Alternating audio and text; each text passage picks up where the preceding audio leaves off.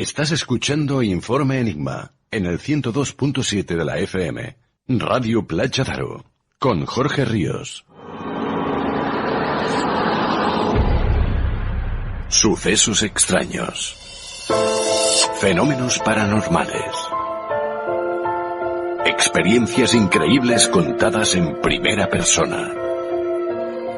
Un viaje a través de la historia a lugares que nunca habrías imaginado.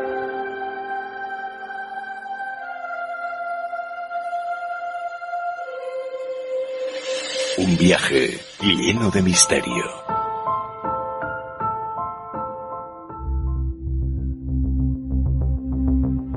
Después de que la Generalitat de Cataluña anunciara hace unos días el indulto a todas las mujeres quemadas en la hoguera por brujas en Cataluña durante el periodo histórico comprendido entre el siglo XV y el XVII, los usuarios de las redes sociales no han tardado en manifestarse. Por ello, hoy con Fermín Mayorga hablaremos sobre la Santa Inquisición y la quema de brujas en tierras catalanas. Le seguirá Nieves Guijarro con Caosfera, quien hoy nos dramatiza Al otro lado del río. Y para terminar, Yolanda Martínez nos habla de almas kármicas.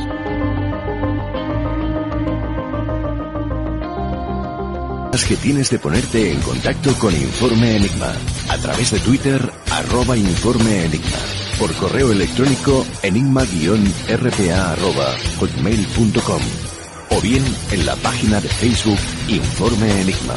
Contacta con nosotros.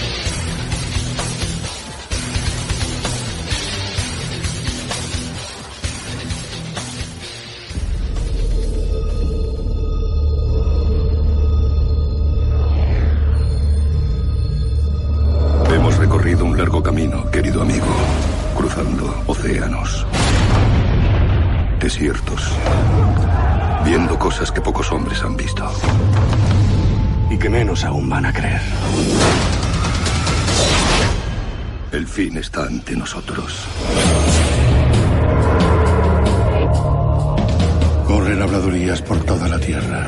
La hora de nuestro juicio está cerca. ¿Qué locura es esta? Es una maldición del infierno. Nos la trae la bruja negra. Se os ha declarado culpables de tratar con el diablo. ¡No, esperad! Ahora. ¡No! Soy Baimen de Blaybrook. Vuestro nombre se ha hecho leyenda. Llevaréis la bruja a Severac. Allí destruiréis sus poderes. ¿Esa es la bruja? No lo veo yo así. Me llevaré a la chica, pero si no es lo que decís, no dejaré que la queméis. No sois como los demás. ¿Creéis que soy una bruja, Baimen?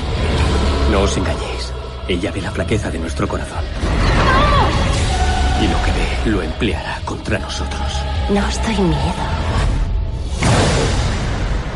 ¿Verdad?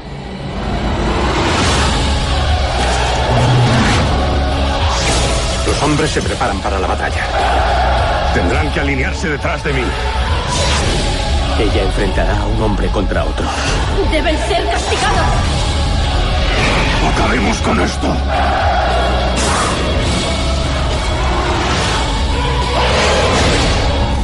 Necesitamos más agua bendita.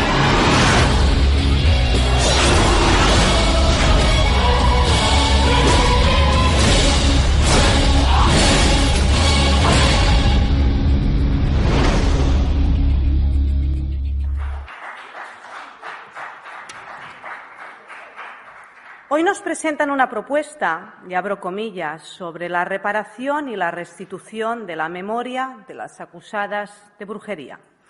Cierro comillas.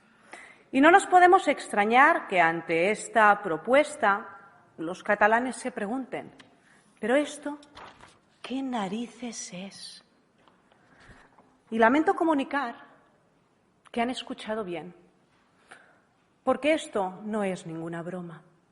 Va muy en serio. Hoy quieren que en este Parlamento se hable de brujas. Es eso lo que quieren. Y sí, habéis escuchado bien. Hace escasos días, el Govern de la Generalitat de Cataluña lanzaba esta propuesta: indultar a todas aquellas mujeres que antaño fueron condenadas por brujería y acabaron quemadas en la hoguera por la Santa Inquisición, con el pretexto de que todo aquello era violencia machista. Sin embargo, esto ha levantado ampollas y cientos de debates en las redes sociales. ¿Por qué? Porque también hubieron brujos que fueron quemados en la hoguera. Y como digo, un eterno debate se ha abierto al respecto de esta propuesta. Una propuesta que no está del todo mal, pero aquí ya podríamos debatir sobre todas las cosas que habrían que corregir y que ocurrieron hace siglos atrás, ¿no?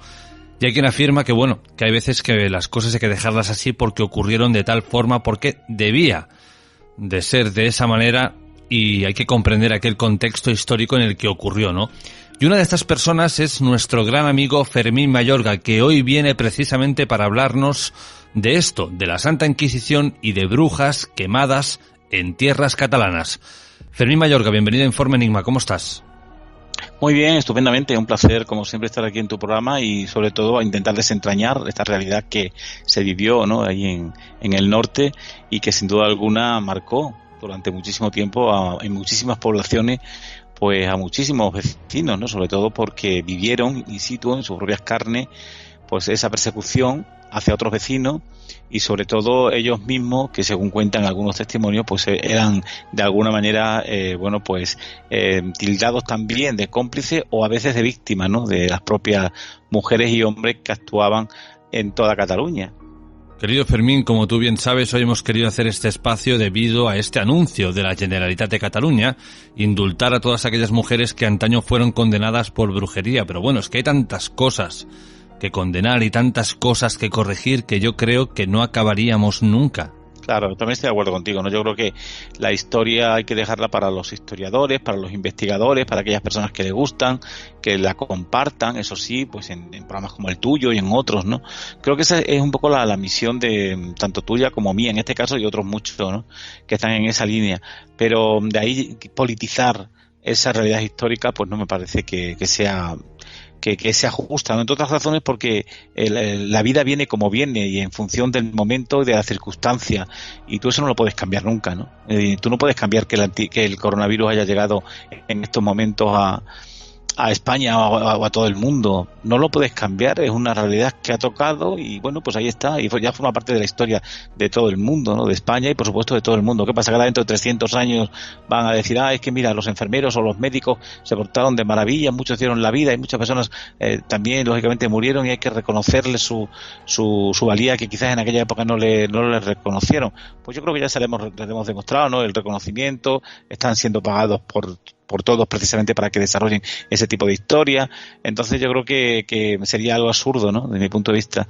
Eso hay que hacerlo en el momento, pero no ya después que todo esto ha pasado. Por lo tanto, me parece que es una negligencia y que no casa con un descuido por parte de los políticos, ¿no?, y que no casa con la realidad, pienso yo. Claro, como propuesta está bien, ¿no?, enmendar todos aquellos errores del pasado, pero cómo de alguna forma pues puedes revertir el proceso o puedes enmendar, como ya he dicho, lo que hizo en su momento la Inquisición o la Santa Inquisición. No, es que no se puede juzgar a la Inquisición por lo que hizo en su día. Es decir, la Inquisición actuó porque era lo que tenía que hacer en ese momento, porque en ese momento la vida y las circunstancias que había eran las que eran y no tuvieron más remedio en este caso que crearlas según lo que entendían la monarquía de la época y el poder eclesiástico del momento. ¿Pues para qué? Pues porque todo se regía en torno a Dios y por lo tanto todo lo que se desviaba de ahí tenía que ser de alguna manera atado, ¿no? Y esa fue la misión de la Inquisición, es decir, derribar y descabezar aquellas líneas, aquellos comportamientos que realmente no eran dignos de ser aplaudidos ni de ser de darle honorabilidad cristiana, ¿no? Por lo tanto, esa era la misión de esos poderes que dominaban y controlaban en ese momento, ¿no? Vino la conquista de América, etcétera, etcétera. Pues no podemos jugar la conquista de América con nuestra mentalidad cuando no tiene nada que ver con lo que ocurrió en aquellos momentos, ni la mentalidad era la misma. Yo vuelvo a repetir, creo que todos esos momentos, esas historias, hay que contarlas, eso sí, hay que contarlas, hay que darlas a conocer a las nuevas generaciones, hay que estudiarlas, hay que investigarlas, hay que hacer tesis doctorales sobre ello, porque eso es cultura, pero lo que no hay es que politizarlas ni llevarlas a historias que creo que llevan más a enfrentar a la gente y a crear un tipo de caldo de cultivo que no es el que se merece el pueblo en sí, ¿no? Porque para eso están las bibliotecas, para eso está Internet hoy en día, y sobre todo los archivos nacionales, ¿no? Para que la gente se acerque, bucee, investigue, y lo que investigue lo cuente y lo transmita. Esa sería un poco la misión, ¿no?, que habría que hacer con todo este tipo de historias que han pasado y que se encuentran perfectamente documentadas, pues en el Archivo Histórico Nacional en Madrid, en Cataluña, en Navarra, en Portugal, en la Torre de Otombo, etcétera, etcétera, pero que están ahí precisamente esperando a que tú, yo y otros muchos pues nos acerquemos para sacar esa realidad y contarla a los alumnos, el que sea profesor, a los seguidores de programas como el tuyo, etcétera. Yo pienso que esa es un poco la misión que sí se debe hacer, pero no la otra. La otra creo que es rizar el rizo, y que lo que tú dices es un poco de dejar a la historia como si realmente hubiese sido algo que realmente no es historia, ¿no? Pues oye, la historia es historia porque los acontecimientos fueron así, y por eso hoy se ve como algo histórico, no se ve como algo banal, como algo que no tuvo sentido. Sí lo tuvo en su momento. Pues igual que antes, hasta hace 100 o 200 años, a la gente se le daba garrote vil. ¿Por qué? Porque la ley estaba ahí impuesta así, y así había que actuar contra un asesino o contra un bandolero. Entonces, ante esa realidad tú no puedes hacer absolutamente nada, ¿no? Es como hoy, por ejemplo, hoy está castigado la pederastia. Pues muy bien que esté castigada la pederastia. La población lo aprueba, la población no lo denigra. ¿Qué pasa? Que dentro de 300 años, porque la mentalidad cambie, van a tener que decir, bueno, pues ahora lo que aquella gente denigraba y a la gente metía en la cárcel, hay que elevarlo a la grandeza y a la honorabilidad. Pues oye, tiene que cambiar mucho la mentalidad, y posiblemente cambie, y posiblemente pudieran llegar a ese extremo, ¿no? Pero yo creo que eso sería una burrada. Hay que respetar los tiempos. Pues yo creo, Fermín, que ha llegado el momento de que conozcamos a estas brujas que la Generalitat de alguna forma intenta indultar. Bueno, pues sobre todo centrémonos en el siglo XIV, el siglo XV, que es donde realmente va a existir esa persecución de brujas, cuando Cataluña no era Cataluña como lo entendemos hoy, sino que era un territorio que pertenecía al Reino de Aragón. Entonces, una de las acusaciones más recurrentes en los juicios por brujería de esa época, conservados pues en diferentes archivos, hace referencia precisamente a la práctica del maleficio, el ligamiento, el envenenamiento de personas o de animales, ¿no? Y en Cataluña, sobre todo a nivel popular, digamos que lo que fue la acción de las brujas fue ligada, sobre todo a la capacidad de causar daño por medios dañinos, más que a lo que sería la supuesta participación, ¿no?, en reuniones nocturnas, en orgías rituales, en aquelarres. No, sino es todo lo contrario. Es decir, en el siglo XIV o siglo XV, los tribunales, por ejemplo, locales del Principado, de alguna manera insistían, ¿no?, en la vertiente diabólica, pero lo que serían los tribunales a nivel gubernamental del momento, pero no así el pueblo. El pueblo no veía a la bruja o a la mujer que curaba una determinada enfermedad desde ese punto de vista, ¿no?, sino que la veía precisamente como alguien que realmente solicitaban ellos por ellos mismos, y en momentos determinados estas acudían a ayudar, a pesar de que existían también algunas que eran todo lo contrario. Es decir, existían las buenas mujeres, que se les llamaban en aquella época, que eran estas que eran capaces de quitarte un mal de ojo, que eran capaces de sanear una herida en un animal, etcétera, etcétera, ¿no? Y esas buenas mujeres eran aplaudidas por el pueblo, o de curar una enfermedad en otra persona. Pero luego estaban las otras, que eran las que realmente podían propiciar, según la creencia del momento, pues determinadas acciones, como, bueno, pues a lo mejor pactar con el demonio, lo que sería la apostasía, ¿no?, y todo lo que tiene que ver con el mundo de no seguir las veredas de Dios, sino más bien seguir al príncipe de las tinieblas. Y claro, esto equivalía a que se llevasen a cabo procedimientos judiciales que muchas veces gente del pueblo mismamente eran las que acudían al señor feudal del momento, no a la Inquisición, porque en ese momento la Inquisición no estaba establecida en el reino de Aragón a nivel de Inquisición, no tenía el poder para actuar contra ellas. Sí que estaba establecida, pero no actuaba, ¿no?, a esos niveles, sino que eran más los señores feudales los que realmente se acercaban, ¿no?, hasta los pueblos, la justicia popular a través del pueblo, que veía una mujer que simplemente por el mero hecho de tener una catarata, lo que hoy sabemos que es una catarata, pero en aquella época no se sabía, y tenía esa mácula en el ojo de color blanco, pues eso ya hacía creer a algunas personas que esa mujer era una mujer endemoniada y que por lo tanto podría hacer daño a cualquier persona. El hecho de que fuese jorobada, el hecho de que tuviese 6 dedos en las manos, un lunar en la espalda o en la rabadilla. Todo esto era símbolo de que esa mujer no andaba por buenos caminos, que podía ser tildada simplemente por esos hechos naturales de bruja. Y esto equivalía también a que en ciertos momentos, cuando había peste, por ejemplo, o había tempestades, o había un tsunami que se había creado en las costas catalanas, o un terremoto, o cualquier tipo de acción natural que hubiese provocado pues miles de víctimas, etcétera, etcétera, toda la culpa se la echaban a este tipo de mujeres, a la bruja. Por lo tanto, cuando esto sucedía, cuando la peste se ponía en marcha, o cualquier tipo de infecciones que hacían que se diezmasen las poblaciones, o lo que era, por ejemplo, bueno, pues el desbordamiento de un río ante una cantidad de agua muy potente, todas estas cosas se les asociaban a estas mujeres que tenían este tipo de dificultades, y por supuesto la justicia actuaba contra ella, porque el propio pueblo arropaba a la justicia para que esto realmente así se fraguase, ¿no? Y también, por supuesto, contra aquellas que entendían que habían hecho daño pues a niños, que habían provocado ellas mismas las granizadas con determinadas oraciones durante la noche, que las acusaban, por ejemplo, de tener en sus casas los famosos gatirnós, los galápagos, este otro tipo de animal, los gatos, en fin, todo este tipo de historias que todos conocemos y que sin duda alguna ha formado parte de esa realidad histórica del mundo de las brujas, ¿no? Y estaban los testimonios también, los testimonios de los vecinos, que a veces pues actuaban diciendo: esta mujer es una mujer que no es digna de ser alabada porque ella de por sí tiene la marca del demonio en su cuerpo.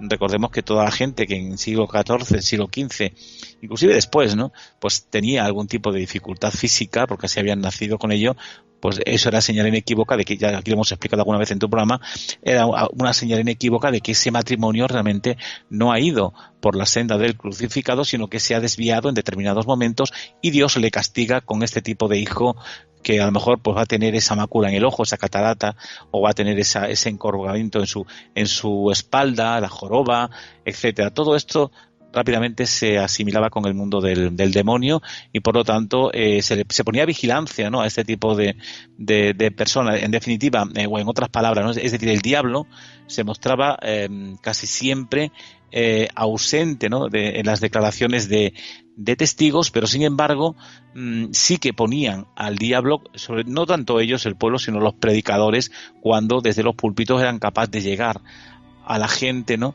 haciéndoles creer que todo este tipo de movimientos y de presencias de personas con este tipo de historias pues podían ser aquellas que realmente hubiesen provocado todo este tipo de calamidad al resto de la población. Y esto lo aplaudían la gente, porque la voz del sacerdote era la voz de Dios en ese momento, y para ellos era lo más grande. Así se pensaba y así se creía, y los propios sacerdotes también así lo entendían, porque era lo que había a nivel de conocimientos en esos momentos. Y esto llevó pues a que realmente en Cataluña pues hubiese una verdadera caza de brujas, donde prácticamente entre 1440 hasta 1560, 70, cerca de 1000 personas, cerca de 1000 mujeres fuesen castigadas y fuesen detenidas, algunas ahorcadas, otras quemadas en la hoguera, y otras, bueno, a lo mejor, bueno, pues absueltas, porque realmente pues se demostró que no eran tan malas como la estaban pintando algunas personas, ¿no? Pero claro, cuando se producían estas muertes de animales, estas enfermedades, sobre todo especialmente en los niños de corta edad, bueno, pues todo esto era lo que precisamente se vinculaba con ese maleficio que traían estas mujeres, el envenenamiento, ¿no?, que estas mismas podían desarrollar, a la frigidez sexual que muchas veces pues al hombre le viene, sobre todo a partir de una determinada edad, ¿no?, y a las mujeres también, ¿no?, y que hace que, bueno, pues se tengan ese tipo de no apetencia sexual. Todo era provocado por el mundo de las brujas, la propia menopausia, que en las mujeres vemos a cierta edad que se sienten como sofocadas, que se sienten mal, que se les retira el periodo, etcétera, etcétera. Todo esto se relacionaba con el mundo de la brujería, y que alguien realmente pues te había hecho daño, y que por esa razón tú no tenías apetencia sexual, que tenías calores, tenías ese tipo de movimientos que sin duda alguna se relacionaba con el daño que este tipo de mujeres te habían hecho. O por ejemplo, la falta de leche de las madres, ¿no?, que estaban recién paridas y que a veces pues tenían que entregar el niño a que se lo criase, ¿no?, una otra mujer.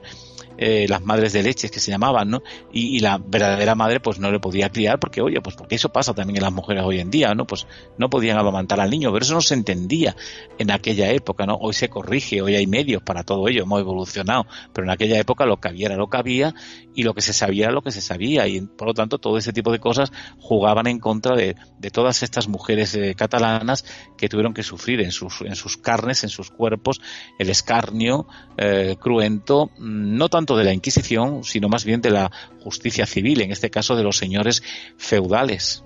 Esto es algo, Fermín, que lo tenemos bastante confundido. Cada vez que escuchamos hablar de brujería, creemos que, bueno, era la Santa Inquisición quien estaba detrás y que ésta a su vez respondía ante la Iglesia de Roma. Sin embargo, no era así. Hubo un momento en el que aquellos que decidían lo que tenía que hacer la Santa Inquisición eran los gobernadores o los reyes de cada región. Es decir, la Iglesia de alguna forma no interactuaba, no entraba en esta decisión. Sí, por ejemplo, hay muchísimos fueros, ¿no?, que tocan el tema de la brujería y, por ejemplo, en este sentido yo quiero recordar, por ejemplo, el fuero de Teruel, que fue promulgado allá por 1176, donde el primer conde de Barcelona, que fue también rey de Aragón en un momento determinado, conocido como el Alfonso el Casto, y que condenaba ya en esos fueros a muerte, al fuego, a toda mujer que fuese herbolaria, que fuese hechicera, o la mujer que ate, por ejemplo, a los hombres, a las bestias u otras cosas, es decir, que los ligara, ¿no? Siempre ofreciendo, ¿no?, la oportunidad de salvarse a través de la ordalía del famoso hierro. Esto está perfectamente documentado en este fuero de Teruel, ¿no?, donde, oye, la mujer se aguantaba la cremación a través de un hierro candente y realmente lo soportaba. Pues esto equivalía a que realmente no era bruja, ¿no? Pero claro, a ver quién no iba a dolerle un hierro candente en tu cuerpo o que no te quedara la marca del mismo, ¿no?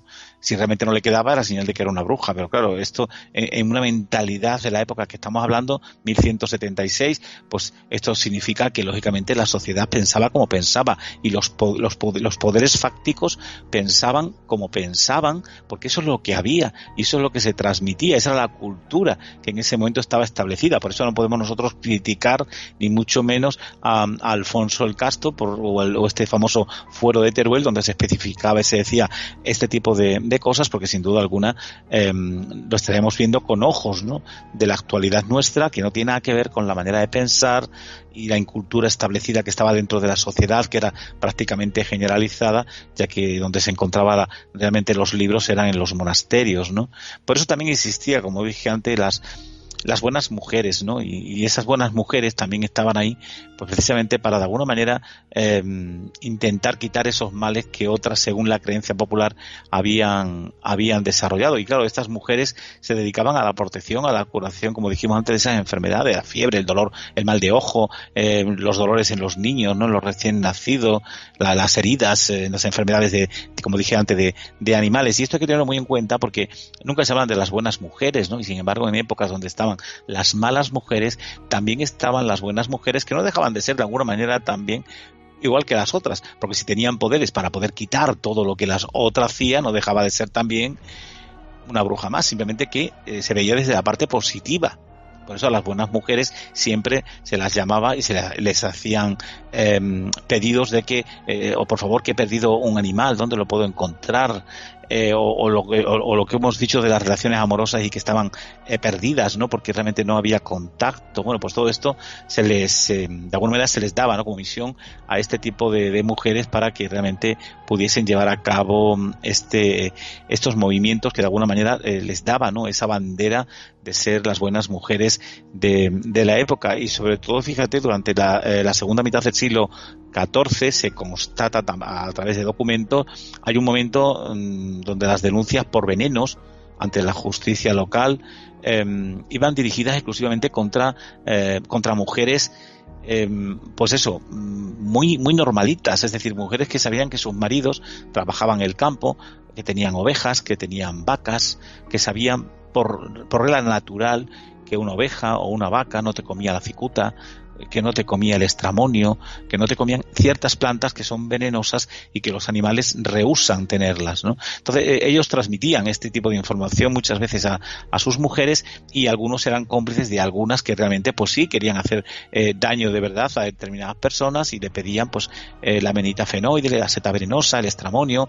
Ya lo hemos contado aquí alguna vez, hay casos, ¿no?, donde algunas brujas, inclusive en Cataluña también, pues utilizaban este tipo de elementos y se los echaban en esas bebidas negras que ya hemos contado alguna vez, el café de la época, el vino tinto, cualquier tipo de bebidas del momento, donde ahí pasaba desapercibida pues un trozo de la amanita fenoide, pasaba desapercibido el estramonio, pasaba desapercibida la cicuta en pequeños trozos, y como en aquella época pues no se depuraban las cosas, ¿no?, los elementos como el café o el vino, como se depura hoy en día, pues pasaban desapercibido porque entendían que eran pozos o trozos de uva de la época.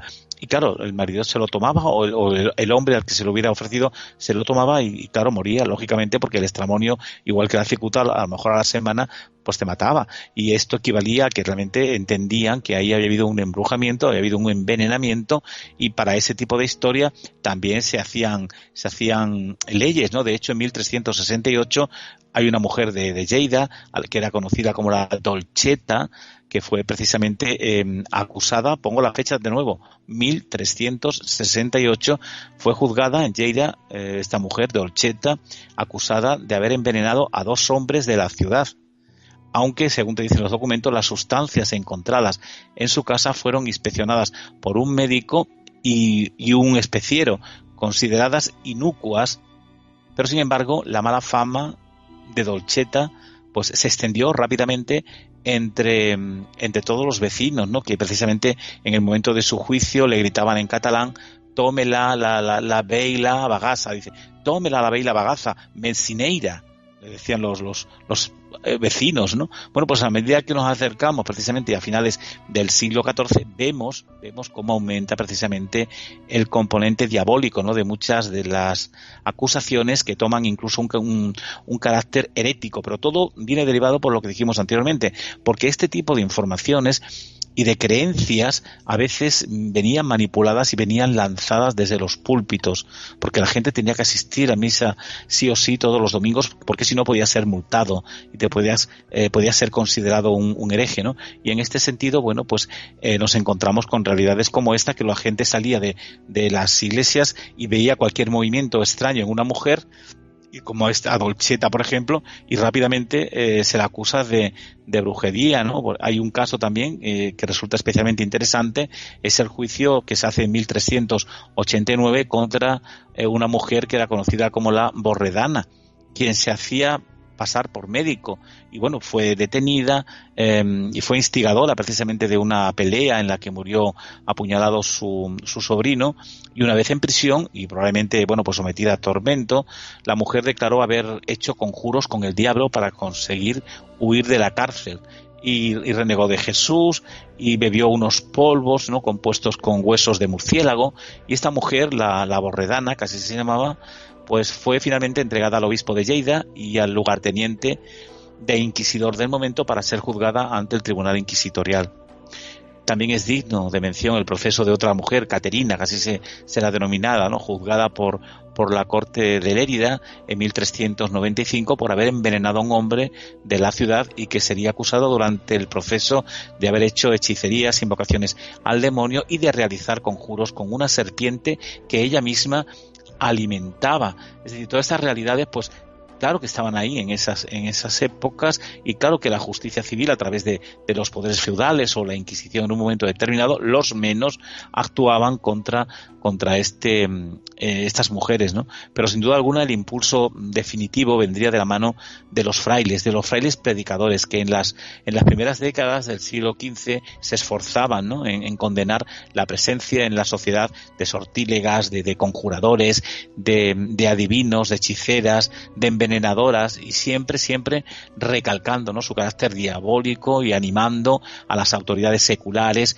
a perseguirlas y sobre todo a eliminarlas, ¿no? Y en efecto, de aquellas prédicas, pues se hace evidente en las documentaciones que te puedes encontrar, que pone de manifiesto la aparición pues de nuevas ordenaciones locales, de juicios, de detenciones contra hechiceras, contra conjuradores, siempre coincidiendo con el paso por las villas de esos predicadores que venían arropados, ¿no?, también por el séquito civil, por la cúpula civil, que en definitiva eran los que a través de ese tipo de mensajes pues movían al pueblo para ir contra estas mujeres o hombres que a veces el único mal que tenían en su cuerpo era el haber nacido con alguna deficiencia mental, psíquica, etcétera.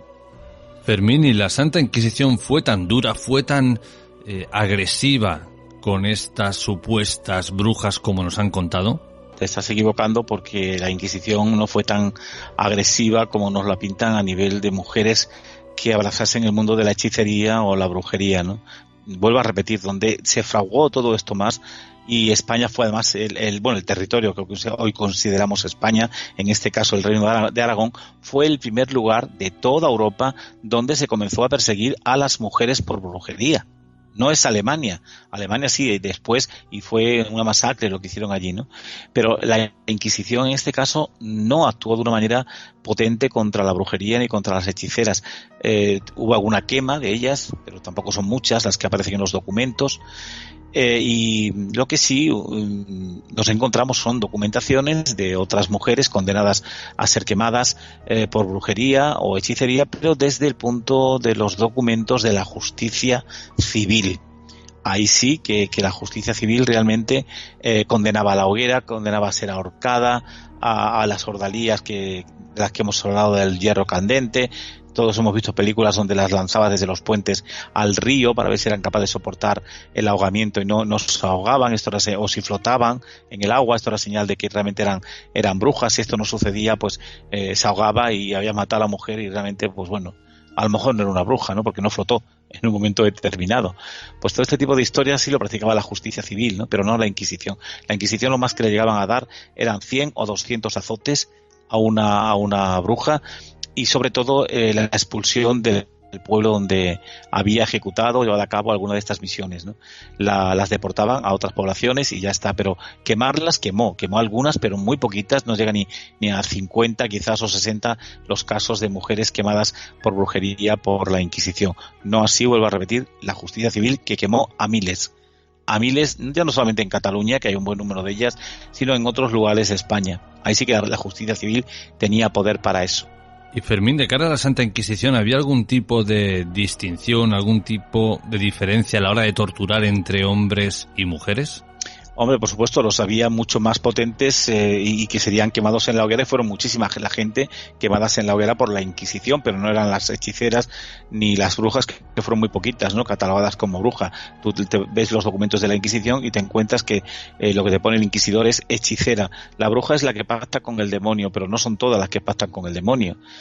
Y a veces son gente, pues eso, inculta, analfabeta, que lo que está intentando es ganarse la vida o sacar adelante a su prole, ¿no? Porque el marido se le ha muerto, son mujeres viudas, se ha ido a hacer las Américas, se ha quedado sola, y la mujer no tiene derecho al trabajo. Por lo tanto, si no tiene derecho a trabajar, tenía que buscarse la vida como fuera, y nada más que tenía dos salidas: o te prostituías en esas fechas, o hacer este tipo de juegos, ¿no?, de supersticiones, para intentar sacar de ahí pues un poco de aceite, panes, cualquier tipo de verduras que te daban de un huerto, una gallina o alguna moneda, pero siempre para sacar adelante a los hijos que el marido le había dejado y que le había dejado viuda, ¿no?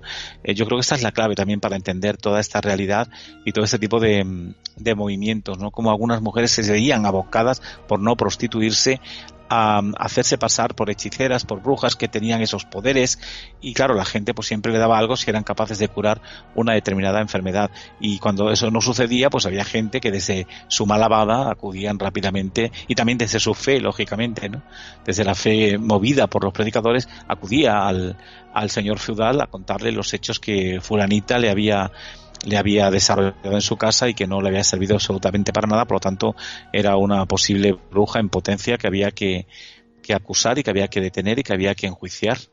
Un dato muy importante que ya contó nuestra gran amiga Sandra Azza en su momento, hablando del tema del líbero de sangre, y es que la Inquisición o la Santa Inquisición española no fue la más terrible, aunque quizás sí la más sonada, ¿no? De hecho, fue bastante suave dentro de lo que cabe, porque en Alemania, en un solo fin de semana, quemaron a casi 1000 brujas. Así es. Así es, Alemania sí fue un país que realmente se ensañó, ¿no?, con las mujeres, con que abrazaban el mundo de la superstición, y ahí hay datos de 40.000, 60.000 mujeres que fueron destruidas, ¿no?, siempre por la acusación también de las personas del pueblo que las tildaban de brujas por esas mismas razones que aquí en Cataluña, ¿no? Pero la Inquisición española también fue muy, digamos, agresiva, y lo fue con otros grupos, no así con las hechiceras, ¿no? Pero sí, por ejemplo, con los conversos de judíos, donde nos encontramos miles y miles de españoles que por creer en la ley de Moisés, pues tuvieron que morir en las hogueras, ¿no? Muchos de ellos, otros incluso condenados a galeras, a remar y morir en las galeras, también luteranos, sodomitas. Es decir, la Inquisición española no se salva, ¿no?, de ese San Benito negativo, de haber sido también una Inquisición agresiva contra los españoles en momentos de tenencia de poder. Claro que sí, que lo fue. Pero en este campo en concreto que estamos tocando, que es el de la superstición, ahí hay que decirle que ahí no actuó de una manera tan contundente como sí actuó, por ejemplo, las Inquisiciones alemanas, ¿no? En este caso la Inquisición, sobre todo protestante, que es una de las que nunca se habla, pero recordemos que todos los países que hoy son luteranos, Alemania, Holanda, Suiza, Suecia, etcétera, etcétera, eran países católicos, y cuando llega el luteranismo lo que hace la Inquisición precisamente protestante es descabezar las cabezas visibles del catolicismo, es decir, ahí se comienzan a asesinar obispos, se comienzan a quemar a sacerdotes católicos, al propio pueblo, a destruir las imágenes de los templos, porque ellos no pueden ver las imágenes en los templos, y hay una verdadera masacre católica dentro de esos países a manos de la Inquisición protestante, a manos de Lutero, que también aquí en España se estaba haciendo por parte de la Inquisición española, por los católicos como tal. Por eso viene la venganza de los luteranos cuando ven que aquí en España se está haciendo lo mismo con ellos, y ellos actúan allí de la misma manera. Y eso va a servir para que los luteranos, en definitiva, sean los que realmente pongan también las brasas encendidas en sus piras para que estas mujeres realmente perezcan y sean torturadas y llevadas hasta el último extremo y hechas cenizas, ¿no?, convertidas en cenizas, y las mismas, una vez terminado el cuerpo de la bruja, las cenizas lanzadas a los ríos, ya que siempre este tipo de fiestas donde se quemaban a este tipo de mujeres, el final de las mismas sería que no quedase absolutamente nada de esos monstruos, según entendía, y las cenizas se lanzaban al río para que se las llevase agua abajo y desapareciese todo mal de ese pueblo. De alguna forma y a medida, Fermín, que te voy escuchando hablar, parece que la historia se repite, y me explico. Estamos contemplando esta posibilidad por parte de la Generalitat de indultar a estas mujeres que fueron condenadas por brujería y ejecutadas por ello, como ya he dicho, con el pretexto de que fue violencia machista y que todo esto fue una persecución por parte de los hombres hacia ellas, ¿no? Pero es que ahora parece que los papeles se han revertido de alguna forma. Ahora da la sensación de que el hombre es el que es perseguido por el sector femenino, y que todo esto se entienda, por favor, y que no se saque de contexto. Estamos viendo que ahora cualquier cosa que diga un hombre o haga, enseguida ya es condenado, ¿no? Y a veces las cosas están un poco pasando de madre. Algo que también ocurrió en el siglo XIV, siglo XV, cuando una mujer era libre pensadora, enseguida pues era quemada en la hoguera por bruja. Sí, la verdad es que sí, que en este caso también es verdad que hay un cierto matiz donde la parte masculina, y no lo digo porque yo sea hombre en este caso, lo soy lógicamente, pero que es verdad que hay una cierta persecución, ¿no?, hacia el mismo, y menos mal que ya algunos jueces están intentando poner al mismo nivel la balanza, ¿no? Pero sí que a través de medios de comunicación, a través de determinados periódicos, canales televisivos, etcétera, o incluso en internet, pues sí que hay ciertas descargas, ¿no?, contra ciertos hombres por determinados comportamientos en un momento determinado, que pueden ser perfectamente depurados y canalizados sin necesidad de humillación, sin necesidad de ciertas historias que conducen, ¿no?, precisamente a la destrucción de muchas muchas familias de niños que tienen que sufrir precisamente la separación de un matrimonio. Esos niños pues a veces no saben si tirar para el norte o para el sur, si está con Isabel o con Fernando, y están ahí, ¿no?, en esa diatriba, y son los grandes sufrientes, ¿no?, aparte de aquel del núcleo, es decir, de la pareja, que realmente vea que no lleva razón quien está haciendo el daño, ¿no?, bien sea el hombre o bien sea la mujer, pero en este caso es verdad que también hay una cierta persecución contra lo varonil, ¿no?, por aquello del feminismo tan exacerbado que se está exponiendo, aunque entiendo que ya cada vez menos, porque también la justicia se ha dado cuenta de que no se puede ir por ahí, hay que nivelar la balanza, y por eso si tú tienes 15 días a tu hija, 15 días también lo tiene que tener tu mujer o mi hija o la otra, ¿no? Esto va así hoy en día, y por lo menos se está equilibrando un poco, pero ha habido una verdadera caza también de hombres donde se les humillaba un día y otro también, y donde se hacían prácticamente que autos de fe de estos a través de los medios de comunicación, ¿no? Un día creo que tendríamos que hacer un programa para que la gente sepa también las persecuciones que han habido antaño contra el sector masculino, ¿no? Todos esos brujos que también fueron condenados. Es decir, vamos quizás también a mostrar otra cara que actualmente parece que no interesa. Pues sí, yo creo que es interesante además, y además ponerlo sobre la palestra, porque es una realidad que está ahí, y que eso cada vez son más, ¿no?, los hombres que se están encontrando con esa realidad, ¿no? Y al día de hoy yo pienso que las generaciones que han nacido, sobre todo a principios del siglo XX o del XXI, ¿no?, y que ya algunos han muerto, que nuestros padres, que hemos conocido su cultura, pero estas nuevas generaciones actuales, yo creo que no deben de llevarse, ¿no?, consigo ese San Benito, ¿no?, colgado, de que realmente es la mujer la que tiene que tener la verdadera palmeta en la mano, ¿no?, para dar en las espaldas a aquel hombre que le plazca, ¿no? Yo creo que eso hay que erradicarlo, sobre todo porque las nuevas generaciones, las nuevas niñas que van naciendo, no se les puede educar tan frontalmente desde este punto de vista, ¿no? Yo creo que tiene que ser equiparado desde el punto de vista de lo que debe ser la justicia, y sobre todo el sacar también pues de ciertas mentalidades, lógicamente ciertos machismos que puedan ser negativos en una convivencia. Eso también hay que desterrarlo, porque el machismo nunca ha sido positivo, y cuando las mujeres también callaban, aquí también hay que tirar un dado en favor de ellas, cuando las mujeres callaban en época, por ejemplo, de dictadura franquista, se lo tenían que hacer, porque lógicamente el machismo estaba instaurado. Ellas no podían tener una cartilla, ¿no?, es decir, una cuenta bancaria a su nombre, no podían entrar en los bares, estaban mal vistas si tenían una niña sin estar casadas o sin estar enamoradas, se las repudiaba. Bueno, pues todo esto, lógicamente, esto hay que esquilmarlo, hay que quitarlo, hay que destruirlo. Pero lo que no se puede es hacer de la mujer como si esta fuese la auténtica artífice y la auténtica dinamizadora de la vida, ¿no? Yo creo que tanto el hombre como la mujer tienen ese papel, porque no en vano cuando se crea una pareja se crea para tener familia, y esa familia pues hay que educarla, a esos niños. ¿Para qué? Para que evolucionen según la cultura del momento, que no tiene que ser ni mucho menos un freno, ¿no?, para la evolución del matrimonio, sino todo lo contrario. Se tiene que tirar desde esas riendas, desde esa cultura actual, para que todo esto funcione en función de la evolución, y no que realmente haya personas que se te queden ancladas en el pasado y vengan con ideas que no van ni casan con la justicia actual, ¿no? Pero una cosa es eso, que los pueda haber, y otra cosa es que ya se intente generalizar, ¿no? Y que a veces, bueno, pues ya la justicia tenga que tomar cartas en el asunto y decir, no, perdonad, pero aquí la mujer no es la santa de la película y el hombre es el malo de la película. Aquí todos están para la misma labor y para los mismos fines, ¿no? Por lo tanto, yo creo que hay que partir de la base de lo que sería un poco el entendimiento, pero sobre todo la evolución, y romper inclusive con el tema pareja, porque si vemos el tema de la pareja desde un punto de vista religioso, mal vamos, porque el tema religioso ha sido uno de los mayores impulsores del machismo a lo largo de la historia.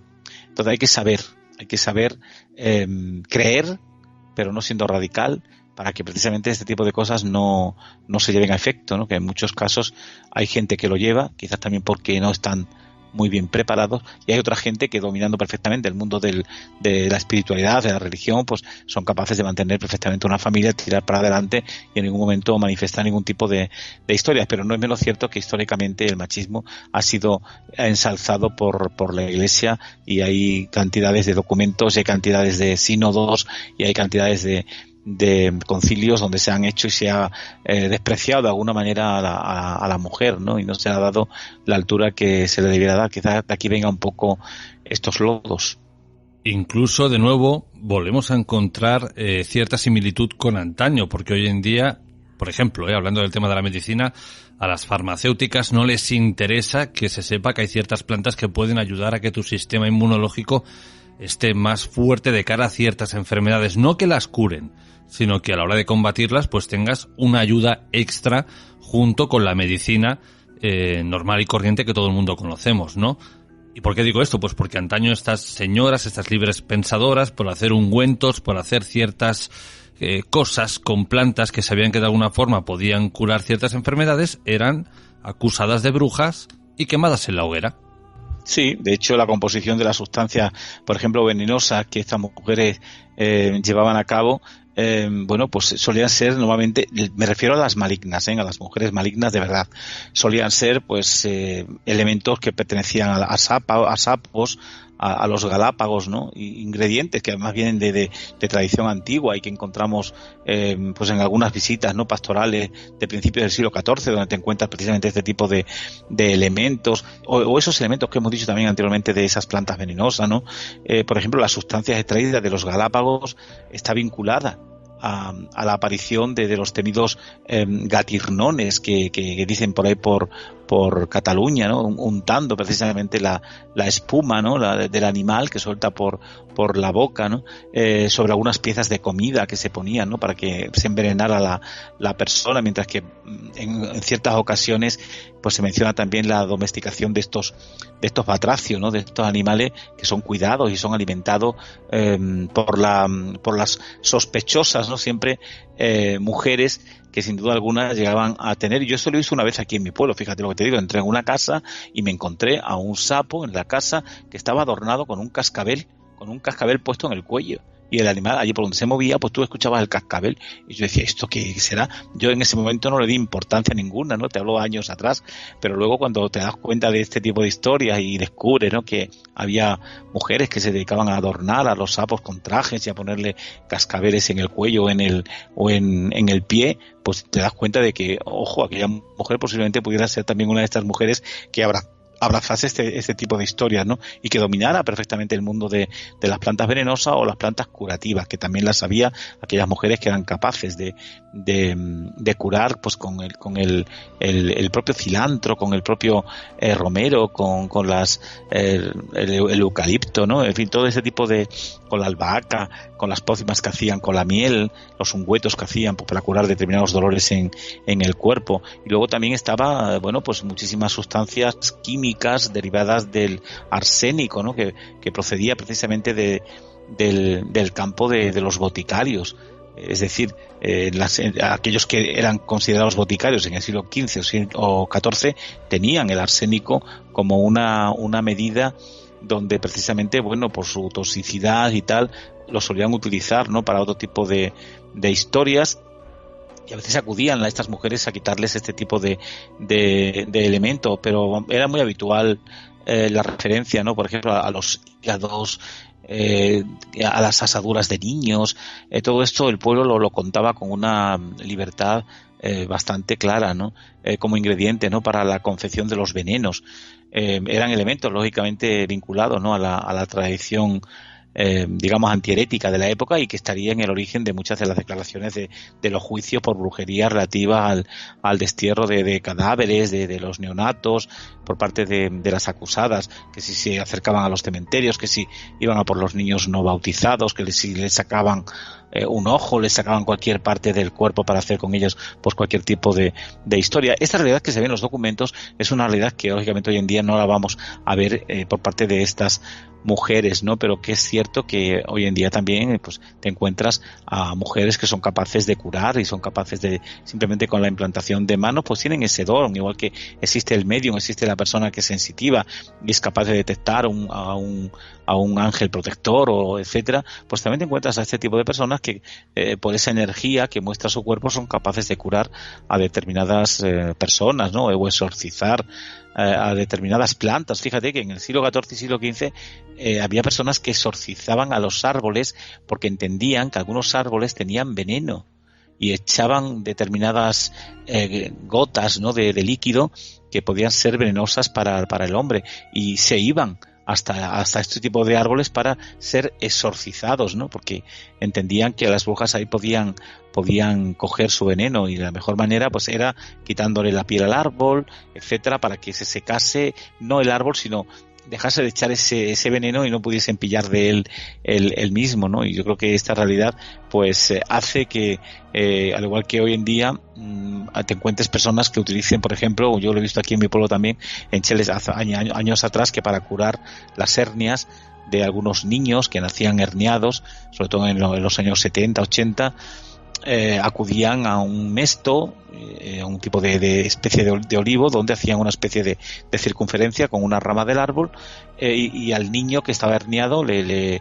quitaban su ropa, y el padre y la madre se iban bajo el mesto y pasaban el niño por el aro, ¿no? Y rezaban una oración, ¿no? Decían, ¿qué me das? Uno hacía de la Virgen y otro hacía de San José. ¿Qué me traes, José? Te dice un niño herniado. ¿Y quién lo curará? La Virgen María y el Señor San Juan. Y luego se llevaban ese aro y lo ponían en el techo. Igual que ponemos la rama del Domingo de Ramos de olivo, pues ponían también ese tipo de elementos para que a medida que se fuese secando, la hernia del niño fuese desapareciendo. Bueno, pues estas creencias estaban ahí, a veces venían pues de alguna manera insertadas, ¿no? en los familiares, que se transmitía de generación en generación, pero que no tenían ningún tipo de mal, pero que ellos entendían que así se podía curar este niño. En épocas anteriores a lo mejor hubieran tildado a esa familia que hacía ese tipo de acto pues de bruja, ¿no? Por el mero hecho de practicar ese tipo de movimientos. Fermín, antes de terminar nuestra charla, me gustaría que nos adelantaras un poco el siguiente tema, ¿eh? Cuidado con este título que es muy llamativo, toreros satánicos. Hombre, pues que hay toreros en España que pactaron con el demonio, y hay documentos, ¿sabes? Que igual en vez de llevar en la montera a Jesús de Nazaret o una virgen, como suelen llevar, o en las capas, etcétera, etcétera, o otro tipo de supersticiones que había, existían también toreros satánicos, ¿no? Que eran capaces de pactar con el demonio, haciendo un pacto con su propia sangre, llevándole el pacto en el corazón, y que en el siglo XVIII y siglo XIX muchos de ellos fueron condenados por la Inquisición precisamente por estos hechos.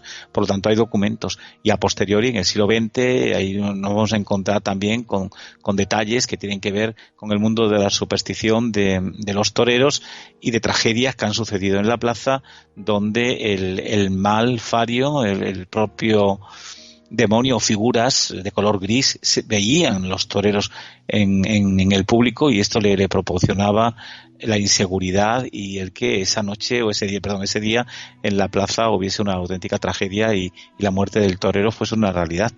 Querido Fermín, como siempre, un placer, y como tú bien dices, la historia no es enemiga de nadie. Un fuerte abrazo y hasta la próxima. Venga, como siempre será un placer. Un abrazo para todos. Cada viernes de 11 de la noche a 1 de la madrugada, el mejor misterio te espera en Informe Enigma.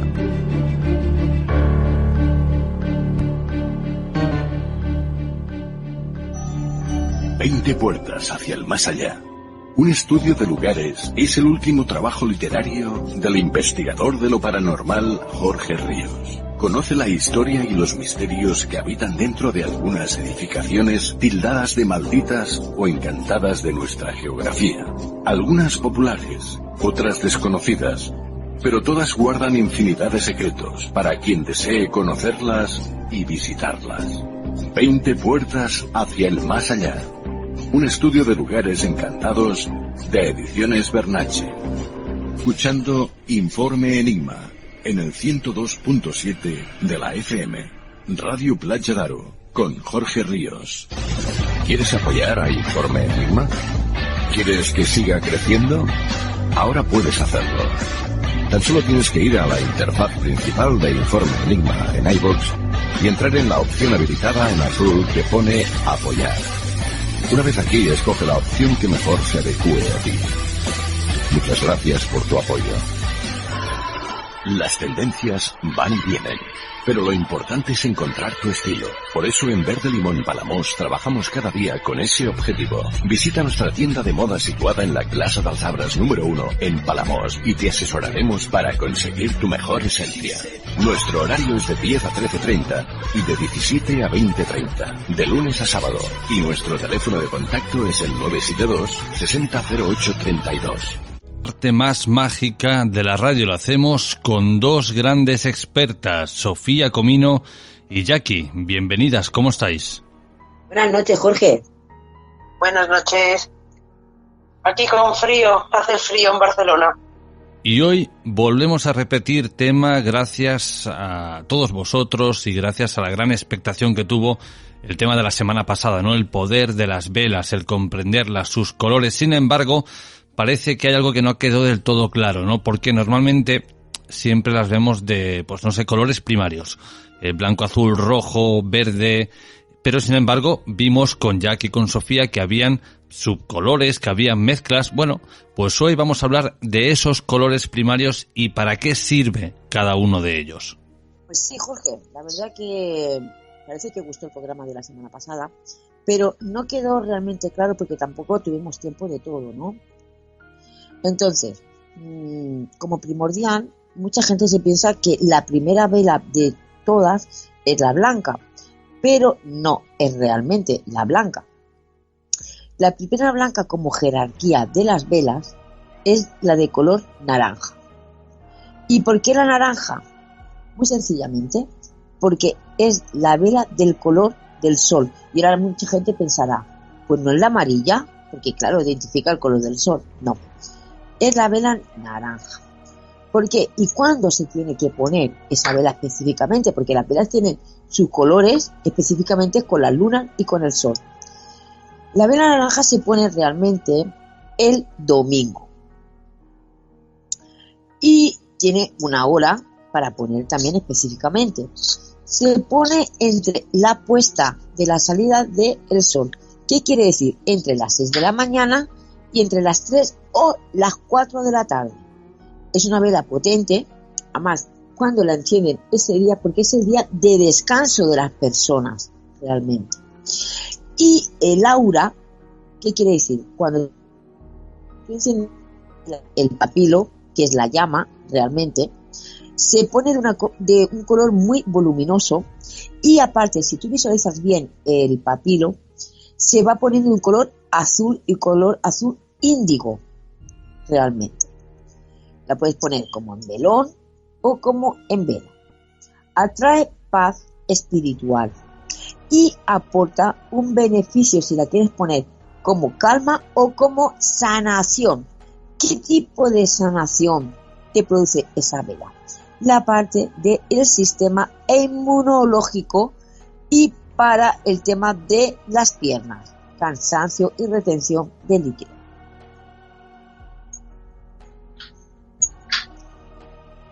¿Cómo después enfocaríamos como segundo lugar? La vela de color blanco. La vela del color blanco en sí no se puede poner. A ver, cada uno puede poner las velas como quiera. Yo voy a especificar cómo se tienen que poner las velas en orden. La vela blanca normalmente es la vela de la maternidad, la de proteger realmente a los niños. También se dice que las velas blancas, efectivamente, es la vela de comodín. En todo ritual siempre hay que poner una vela blanca. ¿Comprendes? Tiene su efecto, porque la vela blanca, como dijimos, es la espiritualidad de todas las velas. Normalmente la vela blanca, aunque tú la puedas poner todos los días de la semana, pero específicamente es recomendable ponerla un lunes. Da igual que sea creciente, menguante, llena o luna negra. ¿vale? Pero la luna negra, ahora hablaremos con la vela específica. Entonces, esa es maternal, para proteger en todo y en sí en la familia, o cuando realmente también un ser fallece en nuestra vida familiar o un amigo. ¿Por qué? Porque es la vela que da la luz, ¿ok? Después nos vamos a martes, que el martes en sí es el signo de martes también, ¿ok? ¿Cuál vela podríamos poner ahí? Si estamos en luna menguante, yo pondría una vela de color negra o plata o gris, ¿ok? ¿Por qué? Porque nos está enfocando una vela de limpieza. ¿Me comprendes? Claro, tú no vas a poner una vela negra en creciente. ¿Por qué? Porque estás atrayendo entonces el mal para ti.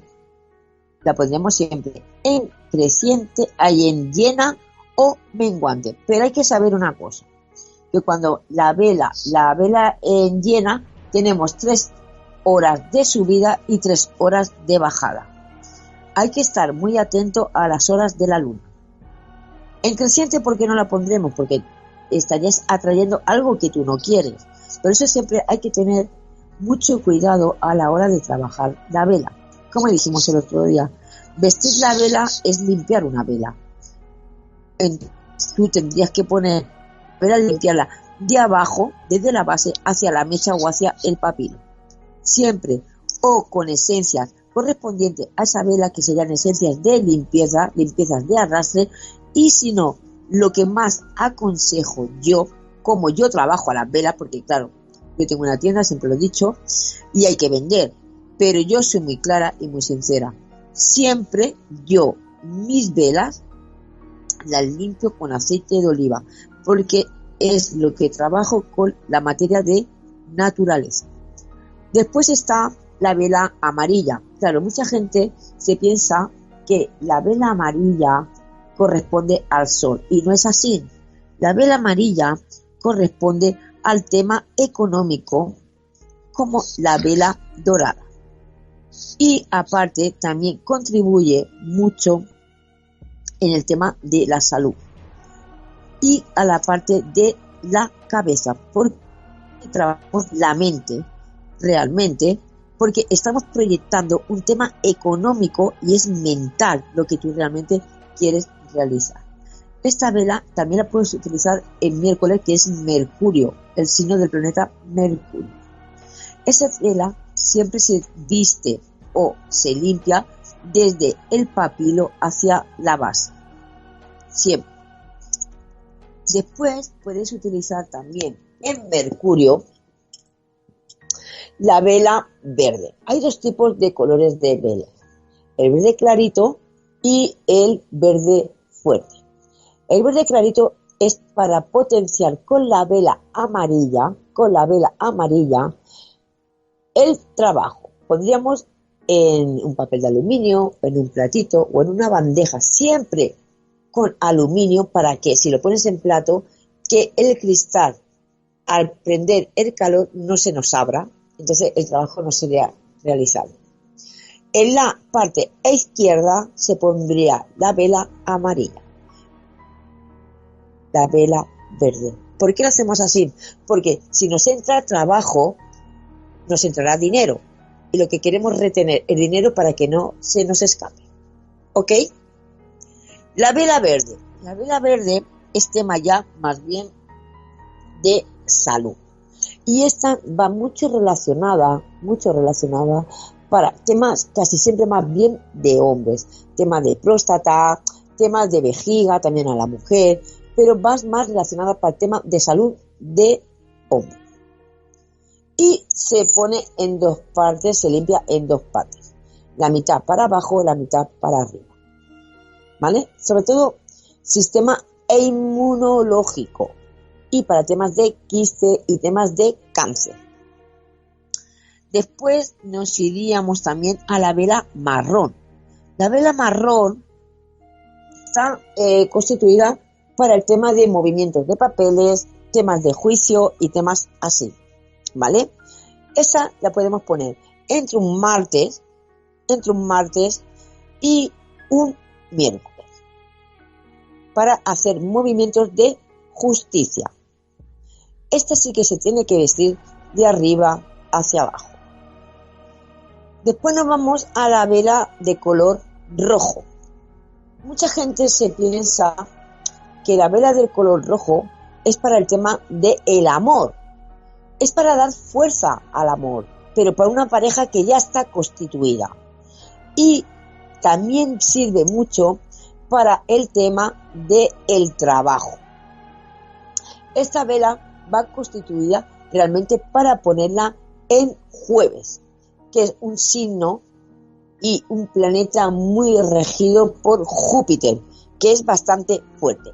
Esta la puedes poner tanto en creciente como en llena, como en menguante, porque da toda la fuerza a la persona o a las empresas. Siempre la puedes poner con inciensos florales, como inciensos de romero, como mirra, como inciensos de arrastre. Siempre, porque te va a dar un buen resultado. Tenemos también la vela de color celeste. Es una vela de sanación, de tranquilizar el alma, de tranquilizar el espíritu, para también meditar y también para abrir caminos. Y tenemos la vela azul fuerte.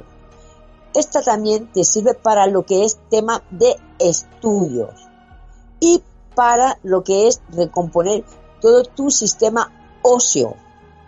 ¿Comprendes? O sea, cada una tiene su significado. Tenemos también la vela morada. Esta es la que hace transmutar. Esta sirve para hacer una transmutación. Esta es muy buena ponerla el sábado, porque haces el recorrido de toda la semana. Limpias con tu pasado para encontrarte con tu presente. Y una que a mí me encanta, que os expliqué el otro día, es la vela de color miel. La vela de color miel, por ejemplo, yo tengo puesta una hoy, que la he puesto esta mañana y todavía sigue prendida. Esta la puedes poner cualquier día de la semana, pero específicamente, esta vela es buena ponerla para la luna negra. ¿Por qué? Porque la luna negra no tiene potencia y esta sirve para endulzar o a tu familia o para endulzar el sistema inmunológico de la persona. También es muy recomendable ponerla el día 11 y el día 22, ¿vale? Para crear ante nosotros una buena discordia, para potenciar la parte económica y la parte del trabajo. A mí me gustaría, Sofía, que hiciéramos un poquito de hincapié en cómo limpiarlas. Si es de abajo para arriba, de arriba para abajo, qué color se limpia, de qué forma. Perdona, me deja una vela que muy primordial, la vela rosa. La vela rosa es la que identifica el amor y la comunicación. Si yo, por ejemplo, voy a poner un ejemplo, me gusta una persona, ¿no? Y quiero atraerla, quiero atraer a esa persona. Estoy teniendo algo ya con él, pero a veces se corta la comunicación. Pondríamos la vela rosa con una vela blanca o una vela roja. ¿Por qué? Con una pirámide de 3. Porque o puede ser esa persona un poco vergonzosa o una timidez o algo así. ¿Qué haría yo? En la vela rosa, desde la base a la mecha, escribiría el nombre de esa persona y su horóscopo. Abajo el mío. Y en la vela roja pondríamos el nombre, el mío y fuerza para atraer a esa persona. Y la vela blanca pondríamos lo mismo, pero pondríamos, ¿por qué? Porque haría de comodín y daríamos fuerza también, daríamos luz, porque haríamos el complemento. Ten en cuenta que después las velas nos dan un resultado. Pueden salir corazones, pueden salir números, pueden salir de todo, un sinfín, incluso animales, ¿comprendes? Y ahí ya me está dando la claridad que yo quiero saber de lo que está pasando. Y ahora la pregunta es, ¿cómo se visten? Bueno, es lo que te he comentado. Las velas siempre hay que limpiarlas, primero porque las toca mucha gente, ¿comprendes? Entonces, hay esencias. Claro, yo a una vela negra no le voy a poner un aceite de guaraná, no le voy a poner un aceite de jazmín, le pondré un aceite de ruda, le pondré un aceite de romero. O sea, son aceites que limpian, que arrastran, ¿comprendes? Que no le voy a poner un aceite tampoco de helitropo. O sea, son aceites específicos para arrastrar, para limpiar. La mandrágora es muy buen aceite para la negra, para la gris y para la plata. Ten en cuenta que a veces también la plata atrae la parte económica, pero acompañada con una vela dorada o amarilla. Siempre de abajo, que es desde la base a la mecha. En rotación como las agujas del reloj, 7 veces y rezando un Padre Nuestro. Siempre. Son las 3 velas que se limpian de abajo hacia arriba. Las demás de arriba hacia abajo. ¿Las que van de abajo arriba, Sofía? La vela gris, la vela plata, la vela negra. Perfecto. El resto va de arriba a abajo. Correcto. Vale, ¿y cuáles son las que se hacen a mitad? Vale, están los velones que llevan 2 colores. Por ejemplo, está el velón negro y después va blanco. Entonces, cuando el velón arriba está negro y la parte de abajo es blanca, el velón negro se tira desde lo negro hacia arriba porque estás expulsando la negatividad y lo blanco lo tiras para abajo. A la inversa, lo negro para arriba hasta la mitad y lo de arriba, el blanco, hacia abajo hasta la mitad, porque hay un corte. El negro esté en la posición que esté, el gris y el plata siempre va de abajo hacia arriba, siempre, aunque haya 2 colores. Siempre, ¿por qué? Porque tú quieres expulsar la negatividad. No queremos que nos quede la negatividad esa si estamos pidiendo, es que es de lógica. ¿Comprendes? Perfecto. O sea, todo tiene un corte. Porque entonces nos entraría la negatividad, lo que pedimos no nos haría efecto.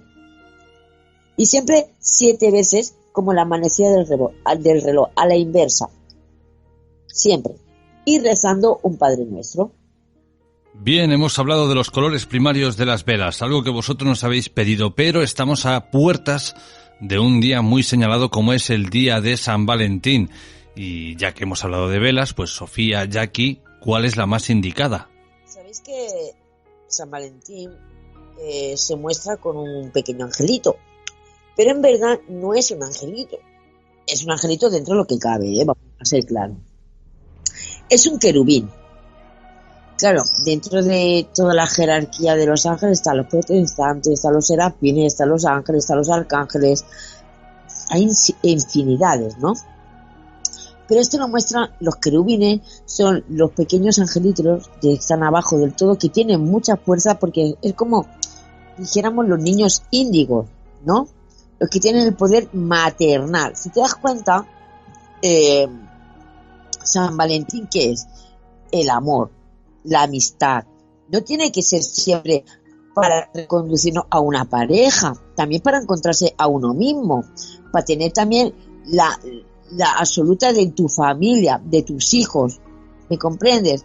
Entonces, ya cuentas un corazón con una flecha. ¿Por qué? Porque la flecha lo que nos está indicando es clavar algo para unir amistades, familia, incluso a ti mismo, encontrarte, el amor es encontrarte a uno mismo también, porque a veces nos encontramos como muy solos.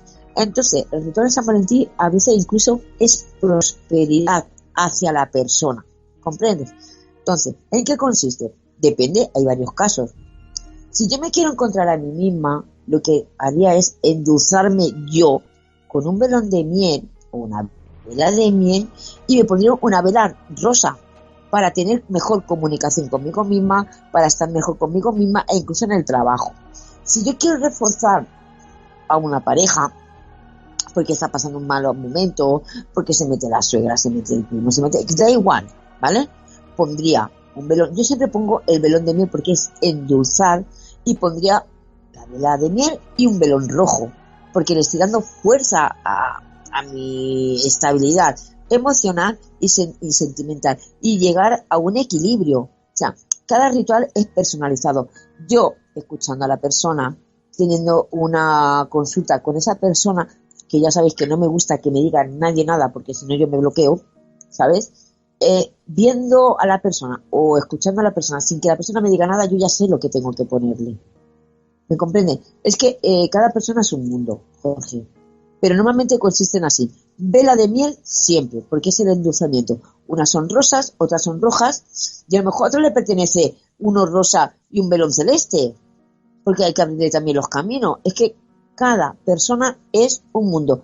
¿Funcionan? Sí, porque yo todas las llamadas que estoy teniendo en menos de 3 días, se hizo el ritual de fin de año, y yo siempre digo, hay que esperar 21 días, porque si no esperas los 21 días no te va a hacer efecto. Por favor, haz hincapié en esto, Sofía, porque te comento, Jorge, yo soy la receptora de prácticamente todas las llamadas, ¿vale? Y entonces hay mucha gente que queremos una petición hoy, pero que esté hecha desde ayer. Entonces, tanto en la vida cotidiana como en un ritual, todo tiene un proceso lunar, que son los 21 días. Entonces, sobre todo, tanto si los rituales los hacemos nosotras como si lo hace cada uno para sí mismo, que no tengan prisa, que necesitan mínimo esos 21 días para ver sus resultados. Si lo hacen bien, que rezan cada 2 horas, ahora, es un cansancio mental, también hay que decirlo. Yo siempre lo digo, es un cansancio porque tienes que estar rezando cada 2 horas. Es lo que dije el otro día. Una vela tú la enciendes y no le pides nada, la vela no te va a hacer nada. ¿Qué te va a hacer? Darte luz. Punto. No te hace nada. Yo soy muy pesada en esto, pero es una pena que una persona se gaste un dinero y que deje la vela encendida y se piense que la vela le va a ayudar. Mentira. Mentira. Y quiero que lo prueben ellos mismos, ¿eh? Yo siempre soy muy clara. Y yo tengo gente que le digo, hacedlo vosotros, si a vosotros va a salir mejor que a mí. Porque yo, sinceramente, trabajo porque me gusta mi trabajo. Ya son casi 30 años haciendo esto. Pero yo les dejo que yo lo haga. Y después me vienen y dicen, Sofía, es que yo con esto no puedo. Claro que no puedes. Como si yo me pongo a poner tochana. Yo no tengo ni idea de poner tochana. Lo intentaría, pero cada uno tiene su trabajo. Y mi especialidad es hacer rituales. Pero porque me gusta. Es muy sacrificado. Porque, Jorge, yo no tengo ni fin de año, no tengo ni San Juan, ni tengo nada de eso, pero es lo que yo he querido y es lo que me gusta, ¿no? Es como tú, estás en la radio y los fines de semana te vas a hacer investigaciones y a ti eso nadie te lo paga. Pero porque te gusta, te llama. O también me lo estoy inventando. Pero Sofía, Jackie, hablarnos un poquito de esos rituales que Ra Universal está preparando para el Día de los Enamorados. Sí, ya lo estamos preparando. Ya y en este caso, sí, en este caso tengo que comentarte, Jorge, que Sofía no... Este año necesitamos, como bien dice Sofía, no solo el amor de una pareja, sino la unión en la familia. Nos hemos visto muy solos, necesitamos recuperar nuestro bienestar a nivel emocional, a nivel físico. Entonces, este año, Sofía, el ritual que está realizando para San Valentín, el que va a realizar, va a ser un ritual que va a generar ella misma. Es decir, no se va a comprar material, lo va a hacer ella misma. Ella misma va a hacer cada vela, ella misma va a personalizar, pues esta chica quiere esto, le voy a poner esto, esta pareja quiere esto, le voy a unir estos 2 colores. O sea, van a ser rituales muy personales. Sí, antes yo compraba el material y quería eso, no, ahora no. ¿Por qué? Porque ahora estoy trabajando, ya sabéis, mucho desde casa, por unas circunstancias, y se compran los panales y yo hago las velas. ¿Me entiendes, Jorge? ¿Por qué? Porque este año, por circunstancias de la vida, tengo más tiempo para yo poder trabajar yo el material. ¿Comprendes?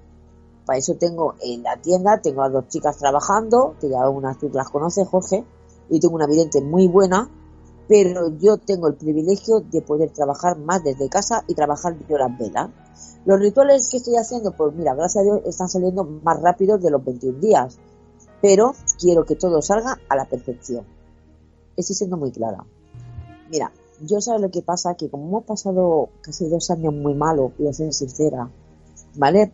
Aparte de meterle lo que es la parte emocional, sentimental, también estoy metiendo, y lo digo sinceramente, con la vena de miel, que por eso lo meto también un poco de estabilidad económica, ¿vale? Porque en la vena de panal, yo le pregunto a la persona y abro el panal, entonces yo le estoy metiendo un ritual más. Y normalmente yo creo que en este año muchas personas han cogido ERTE, porque han tenido que cogerlo. Se le ha bajado también lo que es la parte económica, muchas bajas. Entonces hay que reforzar también la parte económica. ¿Por qué? Por los gastos que hay de luz, de agua, de todo, y eso ha faltado en los sueldos. Y estoy reforzando un poco lo que es la parte económica, y eso a la gente también le gusta, le motiva también un poquito más, aparte del estado sentimental y también en la parte de la salud. Hablamos de estos rituales, hablamos de estas velas, pero Sofía, Jackie, si alguien quiere ponerse en contacto con vosotras para que precisamente le llevéis a cabo un ritual de San Valentín o para que le asesoréis en cualquier otro tema, ¿dónde pueden hacerlo? Bueno, ya sabéis, estamos en la calle Viladrosa, número 130 de Barcelona. Para poder venir en la línea de metro, Vía Julia. También si vienen de aquí cerca de Barcelona, pues pueden coger el Sagalés, el autobús Sagalés, pueden coger las líneas de metro y del autobús, los interurbanos o si no me pueden llamar por videollamada, porque mira, hoy hemos trabajado para Argentina, para Texas, para muchas partes del mundo que trabajamos cada día. Y por videollamada me pueden ver como yo le echo el tarot, le hago evidencia. Últimamente tiro más de evidencia, pero bueno, ya me conoces, Jorge, cómo funciono yo. Y me pueden localizar 633-333-462. Contestaré yo, y si yo estoy en otro sitio, ¿vale? Pues contestará Jackie. Pues Jackie, Sofía, ha sido un placer como siempre haberos tenido en nuestro espacio y nos escuchamos la semana que viene. Muchos besos para todos y gracias por confiar en nosotras siempre. Hasta la semana que viene, un fuerte abrazo. Besito, guapo. Chao. Bueno, un beso, Jorge. Chao.